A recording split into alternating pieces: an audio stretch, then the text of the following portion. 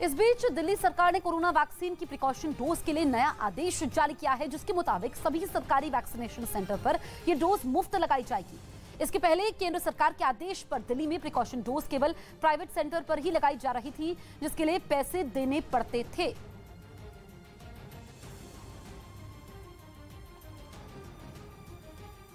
देश भर में बुलडोजर पर चल रही सियासत के बीच दिल्ली बीजेपी अध्यक्ष आदेश गुप्ता ने एक बार फिर चिट्ठी लिखी है। दक्षिणी और पूर्वी दिल्ली निगम को लिखी चिट्ठी में गुप्ता ने मांग की है कि इन इलाकों में अवैध अतिक्रमण के खिलाफ कार्रवाई की जाए। इसके पहले जहांगीरपुरी में अतिक्रमण हटाने के लिए आदेश गुप्ता ने ऐसी ही चिट्ठी लिखी थी और मांग की थी कि अवैध अतिक्रमण के खिलाफ कार्रवाई हो। हालांकि जहांगीरपुरी में अतिक्रमण के खिलाफ चल रहे अभियान पर सुप्रीम कोर्ट ने फिलहाल 2 हफ्ते के लिए रोक लगा दी है। तो अतिक्रमण हटाने की यहां पर मांग की गई है आदेश गुप्ता की तरफ से, जो सुप्रीम कोर्ट ने रोक लगाई है। यथास्थिति बरकरार रखने के लिए कहा गया है। अब इन्होंने चिट्ठी लिखी है।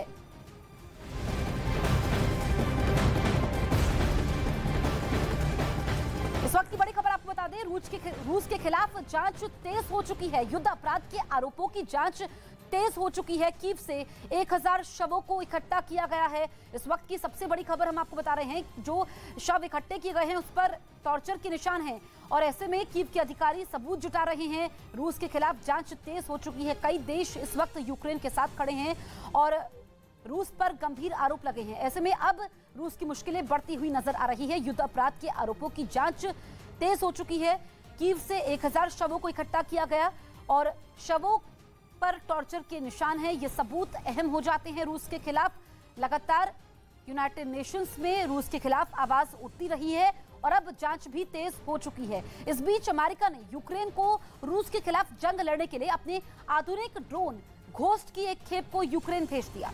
कुछ दिन पहले अमेरिका ने यूक्रेन के लिए $800 मिलियन यानी भारतीय रुपयों के हिसाब से 6000 करोड़ से ज्यादा के पैकेज का ऐलान किया था, जिसके तहत अमेरिका ने आधुनिक ड्रोन समेत कई हथियार और लड़ाकू हेलीकॉप्टर को यूक्रेन भेजने का फैसला लिया था। इसी कड़ी में अमेरिका ने घोस्ट ड्रोन की पहली खेप भेज दी।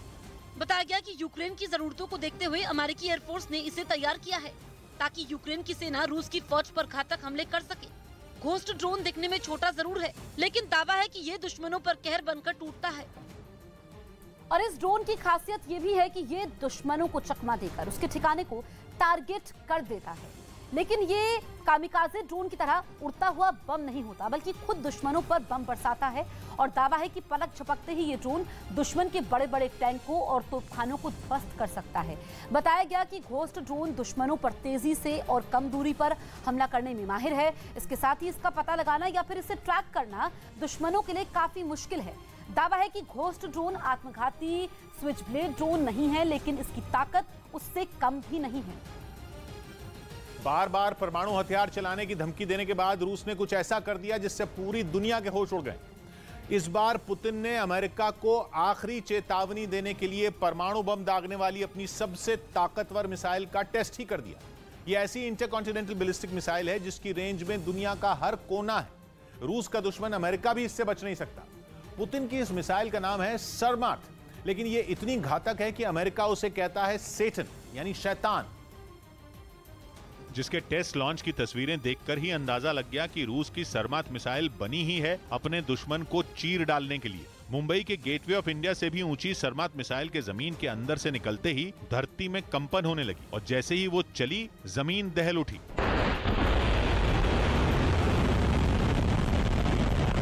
मिसाइल इतनी तेजी और इतनी ताकत से उड़ी कि जमीन पर धुएं का जबरदस्त गुबार उठा, जिसमें सब कुछ ओझल हो गया। ऐसा लगा जैसे धुआं नहीं, बादल हों जो जमीन पर आ गए हों, जैसे बर्फीला तूफान आ गया हो।